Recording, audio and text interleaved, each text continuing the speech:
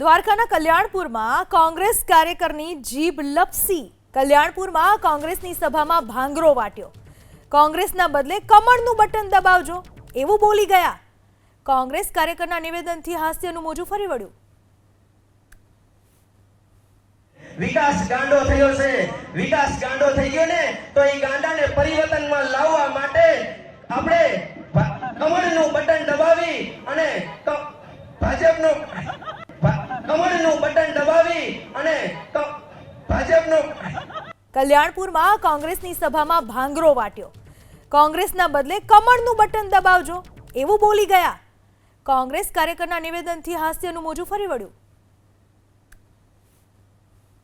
વિકાસ ગાંડો થયો છે, વિકાસ ગાંડો થઈ ગયો ને તો એ ગાંડાને પરિવર્તનમાં લાવવા માટે આપણે કમળનું બટન દબાવી અને ભાજપનું કમળનું બટન દબાવી અને ભાજપનું